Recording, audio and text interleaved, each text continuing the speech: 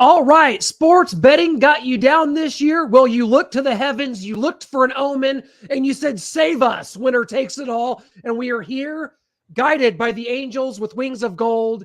Winner takes it all is here to help you break out of your slump, and maybe we'll break out of ours as well. We're having fun. We love it. Noah Groniger, Chuck Shute, I'm Clint Schweitzer. Let's have some fun today, guys. How's everybody doing? Chuck, what's up, man? Oh man, this is gonna be fun. It's a crazy day today. I got this show, and then I got a band that I'm interviewing at noon, and then I got another guy I'm interviewing at 2, and then I have an 80s pop star I'm interviewing tomorrow. It's gonna be crazy. It's gonna be fun. I got David Ellefson coming up later today, who you had on last week. Great guy, friend, great guy. I can't wait to do it. So David Ellefson, formerly of Megadeth, now of Ellefson Soto. Jeff Scott Soto, one of my favorite singers. That's a great. I know. I want to get Soto on my show. I had Ellefson. He's super nice, but Soto I've never had. Yeah, great dude indeed, guys. We are, we're entering that point in the season where you start to look at your bottom line, and you're like, hey, am I ahead? Am I behind? Where am I at here? What are my finances looking like? So where are you at right now? Are you trickling ahead? Are you trending down like our poor economy? What's going on? I'm starting to get ahead. I had a Thursday night flyer last week. I hit that, and so we're slowly starting to crawl back into the positive here. And hopefully with this week, with these picks, I can get ahead, stay ahead as the season goes along, and finally put those early big losses behind me, because to start this season, whether it's college football, definitely the NFL, it has been crazy, unexpected happenings. Just the Colts beating the Chiefs really put me behind. I put quite a large chunk of change on that game, and so started off way behind, but we're slowly getting back and figuring these things out. We're almost to the midway point of the NFL season, so we're figuring things out. I've got my feet underneath me, and we're ready to win. I kind of wanted to introduce a weekly segment. We do the show on Thursdays. Hey, there's Thursday night football. It's the numbers are trending down on Amazon because of the poor matchups. I was like, well, yeah, we can sure pick the Thursday night winner for you. So, just for fun, we got Eagles Texans tonight. The segment's over. The Eagles win. Let's move on to our picks. No, anybody else got the Texans? No, but see, that's the thing. See, I was saying the same thing on this other show I was on yesterday, and we went and picked all the winners for this week. And I said, the Eagles, that's one where you're like, that's a no-brainer. The Eagles are going to win. But this has been a weird year. So I don't know. I don't know if I would even bet on that game. But we'll see. The Eagles are going to lose. I mean, they're going to lose at some point. They are. Yeah, I just don't think it's again. I was trying to think, is there any way the Texans could beat them? I just don't see it happening. I mean, unless somebody gets hurt. Brandon Cooks is sitting out tonight because he's disgruntled and personal reasons and didn't get traded, wanted to be traded. So I think the Eagles are cooking. I mean, they're firing on all cylinders. I just don't see them losing I know it's on the road, but it's the Texans. I just don't see it. So, but then again, this has been a weird season, so who knows? Yeah, it absolutely has. Huckleberry here. Good morning from the West Coast, gents. I mean, Chuck, he's out in the West Coast, so he's joining you. Look, he's taking some sips of probably coffee there to wake up and to be able to do the show. Absolutely. Well, let's go ahead and dive into it, Noah, with some picks here with yours. We got a couple here. Take us into it. Yeah, I had my Thursday night flyer hit last week, so we're going to try her again here. We've got 2 underdogs tonight in college football, UTEP at Rice, Coastal Carolina at home against Appalachian State, and then the Eagles, I'm taking a -9.5. You guys are talking about maybe a little scary situation there with the Texans. Maybe the Eagles are overlooking them. This should be an easy game. It's been a weird season. The NFL has seen some crazy upsets, but I don't think it happens tonight. I got the Eagles by at least 10. Then the big NFL parlay, got the Eagles again over there. Got the Bills, the Dolphins, the Vikings, the Ravens, Bengals, and the Chiefs to go along with that. And that is plus 643 for your big NFL parlay. 7 picks there, but I really like those. Some questionable ones. The Commanders are playing better with Taylor Heineke at quarterback. So, and the Vikings just had a close game against the Cardinals. So that's one you could look out for. The Bears are playing better, but I like what the Dolphins did, not just with the trade deadline, picking up Bradley Chubb from the Broncos, Jeff Wilson at running back from the 49ers. They're just rolling on offense. I think Bradley Chubb's going to help them get some pressure on the quarterback on the defensive end. So I like them there. Of course, we just saw what happened with the Bengals getting blown out by the Browns, but they're at home. The Panthers are coming to town. I think this is a time for them to get healthy, get back into the winning mode. And so I've got the Bengals right there. Then next, we're going to go to a big college parlay, 12 games. I'm famous for these, not really hitting them, but picking them and betting on them, and usually winning 11 out of the 12 games, which unfortunately still doesn't win you any money. But this is plus 1,556. And you can see the games there. I'm not going to go through them all, but a couple close ones here. North Carolina at Virginia. Virginia's just a struggling team, both Virginia teams, whether it's Virginia Tech or Virginia. They're struggling out there. Tulane, number 19 team in the country at Tulsa. I think they're going to take care of business. And then Kentucky, they've got a lot of injuries. They're at Missouri. Missouri's coming high off of their win at South Carolina. But I think Kentucky overall, even with the injuries, they've just got just a stronger program right now. And I think coming off losses to Tennessee and South Carolina themselves, Kentucky's a wounded animal here. I don't know. I couldn't pick it. So it's tough. I'm rolling the dice here to kind of pump up to get it to that plus 1,556. It worked for me last week. It got Missouri the win. So, hey, maybe this will do that. Exactly. And so I think this is, you put $5-10 on this and see what happens. It's, I think it's got a good shot that, like I said, that Kentucky game's a little scary. And maybe Tulsa can do something. They are at home against Tulane. So, but the rest of those I feel very confident in. So if you want to maybe make it a little safer, you can take Kentucky off and pick a different game. But I'm rolling with the Wildcats there. And then for the upset and lock of the week, upset, Syracuse is at Pitt. And we just saw Notre Dame, what they did to Syracuse. There's some questions on if their starting quarterback or backup's going to play. Either one of them, their backup gives you a little more in the run game with his legs, but he's also an accurate quarterback, so he's definitely has a good arm. And Pitt, talking about a wounded animal, this is a team that struggled all season long. They came in ranked into the season, and they've just fallen flat numerous times, losing to teams like Georgia Tech. So I like this as a get-right game for Syracuse, and it's plus 150 on the Syracuse Orange men, whatever it is. No, don't say it. They're going to get the job done as your underdog there.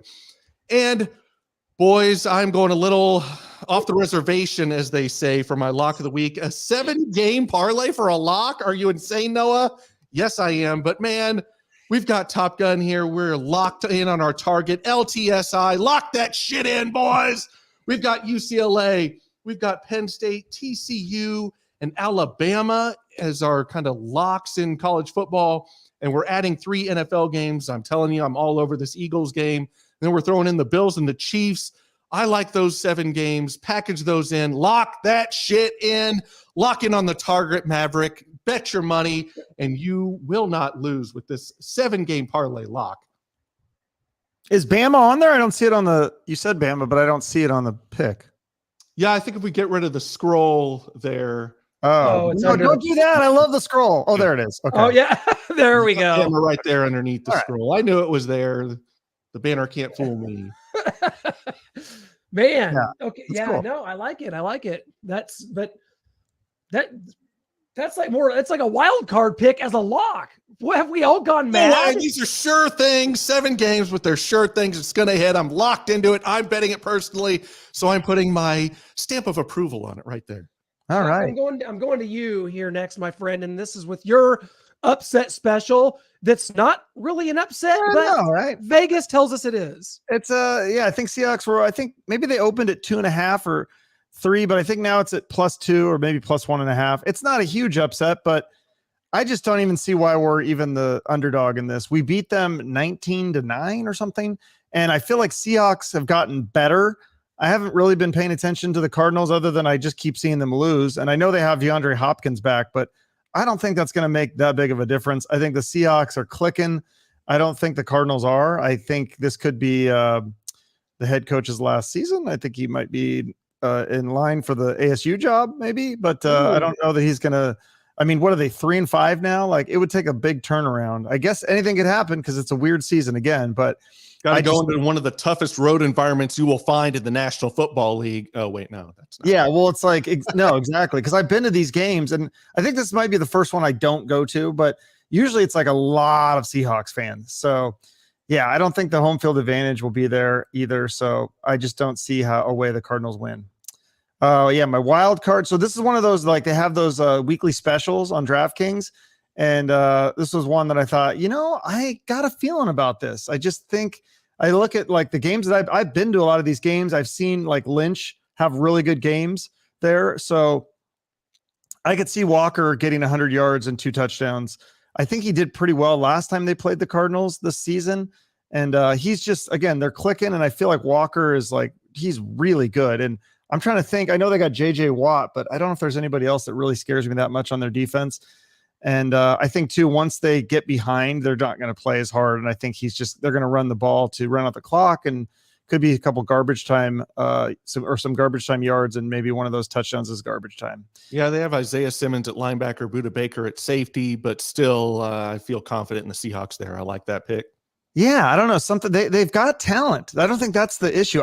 For some reason they can't seem to put it together. Maybe this is the game where they do, and I'm wrong, but it just seems like Seahawks are trending up, Cardinals trending down. Yeah. So sometimes when teams, I think you're starting to see what teams are really all about. It's kind of been a wild first 8 weeks, but I think you're starting to see the true team identities. So, and then my lock, this is going to be, I know Noah hates betting on the Huskies, but we're not even betting if they win or lose. We're just going to bet on the over here. I think the Huskies are averaging, I think both teams are averaging over 40 yards a game. And I know the Huskies don't have a good defense. I don't think Oregon State's is all that great either. So especially on the road, 55 seems more than reasonable. So I would say Corvallis. So all I was going to say, yeah, I'd be fine if you took the Huskies because the game's not in Corvallis. I mean, then oh boy, yeah, I think this is going to be a shootout. You got Jonathan Smith was the old Huskies offensive coordinator. Now he's the head coach at Oregon State. He's really built up that program at Oregon State. It's really cool to see because they're such a small program like the Cougars. And it's fun to see, like, they're kind of the underdog. So I don't really even know who's going to win this. That's why I didn't bet on that. But I do think it's going to be a lot of points. It might even be overtime. All right. And then my NFL 4-pick parlay. I tried to go a little safer this week. Last week, I think only one of my 5 bets hit. So I'm playing a little safer this week. But yeah, I guess I did pick the Eagles. I just don't see a way that the Texans win that game. Again, anything's possible, but I'd say, if these 4 teams are pretty safe, Eagles, Bills, Chiefs, and Vikings, I guess it's a smaller spread, but I mean, come on, the Commanders, they're on their 3rd string quarterback. Is it Heineke? Taylor Heineke. They're starting to do a little something. Yeah, he's probably better than Wentz, but yeah, again, I just think the Vikings are trending up. And I don't think the Commanders have much to play for in this game. I mean, I think their season's pretty shot. It is on the road, so there's that. But overall, I like these 4 teams. And then let's see, we got my college parlay. So some of I think some of these teams were the same that you picked, maybe not. Utah. God, I was at that game last week, and they had like the backup quarterback and the backup running back, and they still beat the Cougars. So, and this is at home, so they should be fine. USC's just been crazy good all year, and California has been awful, so that should be safe. TCU, they're undefeated. I thought that they might be ranked like number 3, but they're somehow behind Alabama, even though Alabama has a loss. So I think they should be able to handle their business against the Big 12 factor. The Big 12 factor there. Yeah. And then Arkansas and Liberty. That's that's SEC versus Liberty. So you figure Liberty 7-1. Yeah. Okay. You freeze, dog. Yeah. I mean, the Vegas says it's pretty safe. Same with Cincinnati and Navy. I haven't watched all their games this year, but I'd say that these are all home teams too. So I'm not. I think, yeah, right. Watch out for that Auburn game there. All home teams, and then Mississippi State and Auburn. I like Mike Leach. I like what he's done with that program. I think their offense is crazy good, and Auburn's they've been kind of disappointing this year, haven't they? Oh, they just fired their coach last week. You betcha. Yeah, new interim coach. They're fired up to play for Cadillac Williams, former running back at Auburn. Oh, he's the coach now. That's crazy. I remember him. Wasn't he on the Dolphins? Yeah, that's fun. That should be a fun game, but yeah. Well, Ronnie Brown was Dolphin. Cadillac Williams was a Buck, I believe. Oh no, you're right. Yeah, Ronnie Brown was another Auburn running back. Yeah. So those the college pick and NFL pick, both pretty safe, but we'll see. I like it. This is good. See, this is a good, nice little streamlined stuff. You can check all these out here, and take a screenshot and go win some money. Are you you should post the pictures again. I like when you Yes. Yeah, because I copied some of your guys' bets. So Yeah. Wow, that's dangerous. But Yeah, no. as it says at the bottom, bet responsibly or don't, but pick one and stick to it. Yeah, no, I don't bet responsibly. At least you're Oh, consistent. you just came off the NFL and college picks, so I'm going to get right into mine. And, a lot of this is just not going to go over every single thing because a lot of you guys have already kind of broken down the games and we have some similar picks.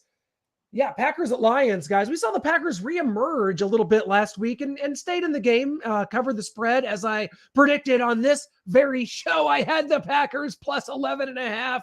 You can just send your fan mail to Clint Schweitzer, 6712 North Bellefontaine, Gladstone, Missouri. Wow, they covered that. So I like the Packers here. And starting to get healthy, 3-5. Maybe they come on. The Detroit Lions. If ever there's a cure-all in the NFL, it's them. But these other games, we already talked about. I got your Seahawks on here. I love this game. It's considered an upset, so that kind of helps the odds here. So 5 picks plus 367. Chiefs Titans. Andy Reid only 2-5 against the Tennessee Titans in his time here in Kansas City, but we don't know the quarterback situation. We think Ryan Tannehill is going to play on Sunday against the Chiefs, but no matter, the Titans don't really pose a huge offensive threat outside of Derrick Henry, don't really have the weapons on the outside to push the Chiefs defense. We will see. Chiefs are a big favorite, guys, but just take them on the money line because they're like a 12-point favorite. Keep it all on the money line. In the college game, I have a couple games maybe you guys didn't have. I agreed with you, Chuck, on Arkansas against Liberty. They're starting to get healthy, starting to play a lot better. Coach Sam's Razorbacks there are playing a lot better. So what I say, Sam Pittman, yes. Sam Pittman's, yes, sir, Razorbacks playing a lot better. How about the Duke Blue Devils? Boston College, guys, quietly becoming one of the worst programs in the FBS. Boston College is a 10-point underdog to the Duke Blue Devils. You're going to go in. We talked about TCU, guys. Sonny Dykes, Max Dugan. This combination has come out of nowhere, and this is a team destined for the Big 12 championship. Texas Tech coming off a loss to the Baylor Bears at home with Patrick Mahomes in attendance. I think Texas Tech is sliding their way to the bottom of the Big 12 there. And then we got, I'm doing it. I'm going out on a limb. This is a game that nobody wants to touch. Oh, I don't want to touch that. But it's the game of the week, Georgia and Tennessee. I've got the Georgia Bulldogs, Stetson Bennett, Kirby Smart. This team has done there, and they've been there and done it. And we see in the SEC. Josh Heupel, Tennessee. I wanted to take Tennessee. Yeah, I really did. I'm because, scared, but I want to take Tennessee. Because in the SEC, we see all the time teams coming up, and you got to pay your dues in this league. The Georgia Bulldogs had to do it for 5 years, losing to Alabama before they could crack over. Tennessee in one season does not a program make. The Georgia Bulldogs are your pick here. And look, minus 285. Vegas agrees with me. Noah, don't let your love of the color gaudy orange overtake what you're seeing on the field and what the I'm not saying Tennessee's winning. I'm not betting it. I'm just saying I'd stay away from it. I get, Everett, and I totally get why. I think it's going to be a crazy game. I wanted to bet the over, but then I could also see this being a defensive battle. Who knows? Yeah, the Georgia is a very interesting team because they are more run-oriented, but you have to think about what they've done when the lights are on brightest, what they did to the Oregon Ducks, a top 10 team. They beat them like 45-3 or whatever it was.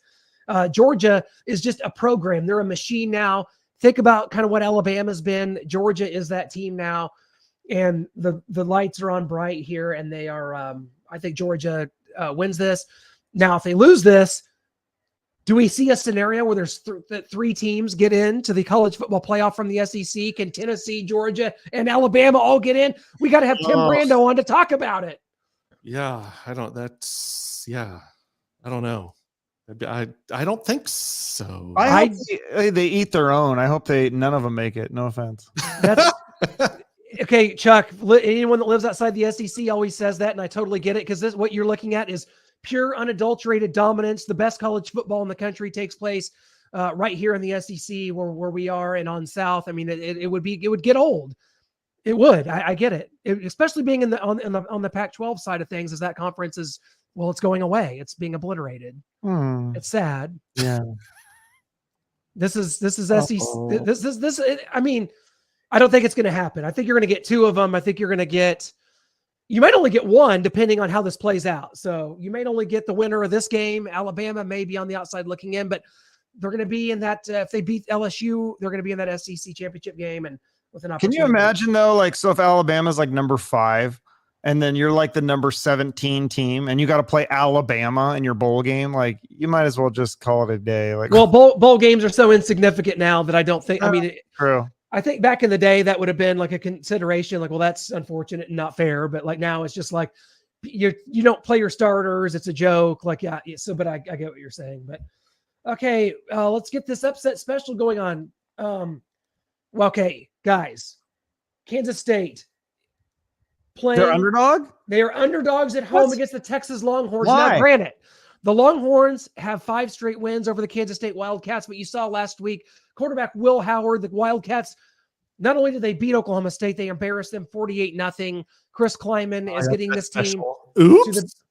They're yeah, exactly. They're getting this team to the Big 12 championship game. They're going to rematch with TCU. Kansas State wins this game outright. Take the Wildcats. And then how about this? My lock of this week, Noah, we're going to come back and give you some redemption. Oklahoma State. This team that lost 48-0 last at week. Kansas. Kansas is coming off 3 straight losses, y'all. Of course, no one remembers any of this but me, because no one, keeps track of this stuff quite like I do. Kansas coming off 3 straight losses in which their defense is giving up absolutely, like 8 yards per play.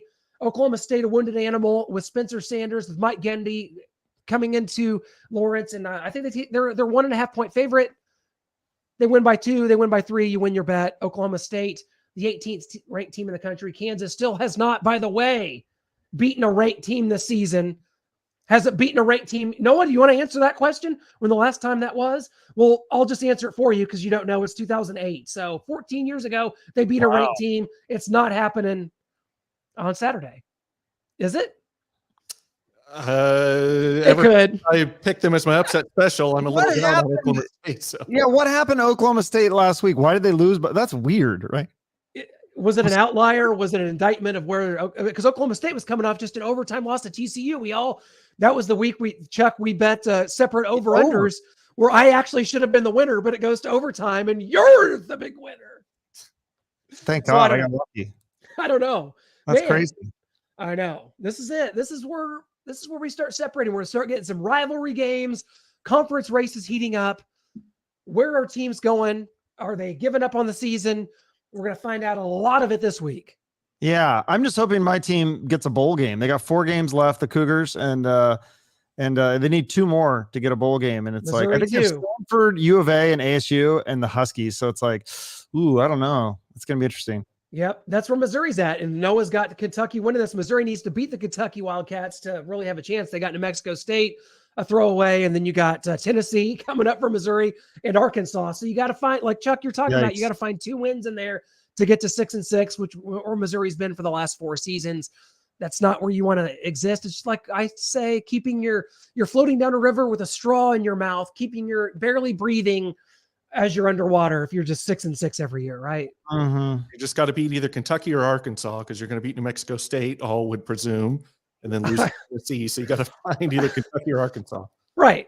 That's the key, because Tennessee, and I give them credit because I got to be honest. I thought Josh Heupel. I mean, it was a joke to me. Chuck, you may not remember this, but Josh Heupel was the offensive coordinator here at Missouri in 2017 with Drew Lock.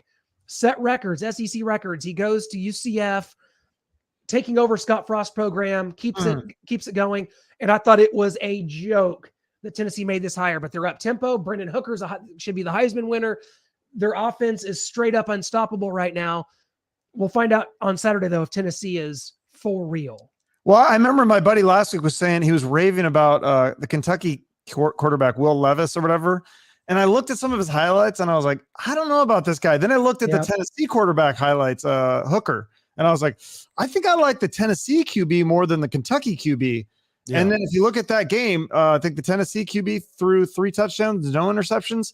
Levis was 0 touchdowns and 3 interceptions. So according to that game, I was right and he was wrong. And Noah, Levis is a guy that the NFL pundits talk about as being a very much a possible Right. That's what I pick. So wanted to see, but I don't know. I think they're wrong on this. I hate do when they too. do this. Somebody picks a guy. It's like Jason Campbell from Auburn that one year, or Joe Flacco or whatever. They pick these guys like, oh, this guy, this is the real deal. Carson Wentz. So like, oh, yeah, he's a Trey Lance. so good. Yeah, Trey Lance, and you just kind of you watch the film and you look at the statistics and you go, I'm not seeing what you're seeing. So I don't know. I guess we'll see what obviously it takes time to measure these things, but I never understood that. Like, oh, I'm looking towards the future.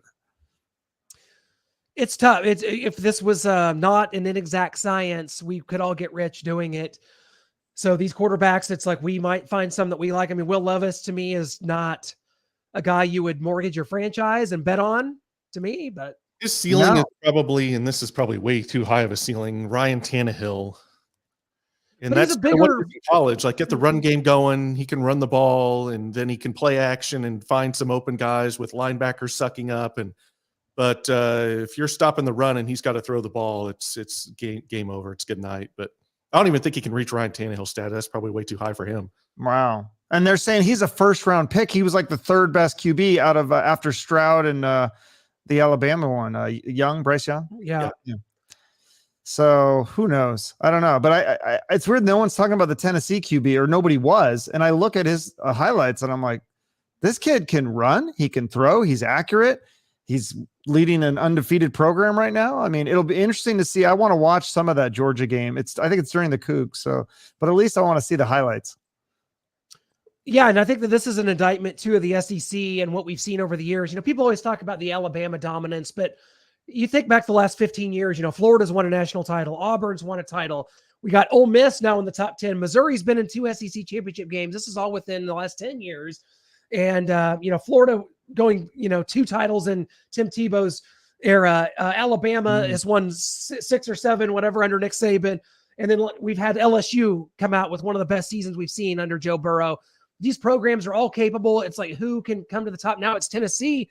Maybe it's their turn. I think that's a true indictment of the SEC and the arms race that goes on here, and how these programs and coaches push each other to greatness, really. Yeah, next year's probably Vanderbilt. And so we just got it. Ooh, do you think they will stay in the SEC, or do you think it makes more sense for them to go to another conference? Because they just can't compete. Yeah, we've talked to Tim Brando about this. We've got doing our SEC football documentary, so have delved deep into the numbers. Cool. It's to think that that Vanderbilt has done so little with the the finances and that they have in this conference. SEC war chest. The war chest, but they're hamstrung by academic restrictions. It's a private school. You have to think about like Notre Dame, Duke. Notre Dame gets around it a little better, I think. Vanderbilt is just, they don't have the fan support. Their stadiums is very small, 30,000 seats. That's another QB that, just came to my Jay Cutler. Remember, everybody was like, Jay Cutler, this guy, he's going to be really good in the NFL. You're like, didn't he only win like 2 games at Vanderbilt? Yes. So I do think Jay Cutler kind of hit his ceiling though. Yeah. Because I don't think it was very high. And he took the Bears to within a brink of a Super Bowl. But that's when I lost. Did you ever watch him play I watched a lot of those Bears games. Like he was frustrated. If I was a Bears fan, I would have been so frustrated and annoyed by him. Yeah, certainly he was not somebody that was he.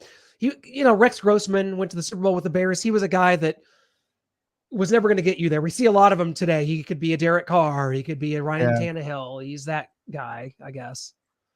I love the gunslinger mentality, but obviously the horrendous picks and thinking he can fit any ball into any tight window. That's what I thought Patrick Mahomes was sort of going to be. And so I was way wrong, but I just wanted that. I wanted the gunslinger, and I've always wanted that since seeing Brett Favre. Well, yeah, to me, that's like, you can be a good gunslinger. If you're throwing 45 touchdowns and you throw like 16 interceptions, okay, maybe those interceptions are worth it. But when you're like throwing 20 touchdowns and like 16 interceptions, it's not so great. Yeah, the Jameis Winston season on the good end of that spectrum, and Jay Cutler and Jeff George are on the bad end of that spectrum. Jameis Winston. That's a Jeff George. Yeah, that's a good analogy. Yeah. Well, guys, Chuck, I know you got a lot coming up, man. I hope everybody will check you out. The Chuck Shoot podcast. It's appointment viewership and listenership every single week. So thanks so much, guys. Winner takes it all. We'll be back. We'll win you some more money, or at least get your head above water with that straw in the mouth, and we'll get you back to where your mortgage is still going to be safe, guys. Thanks so much. All right.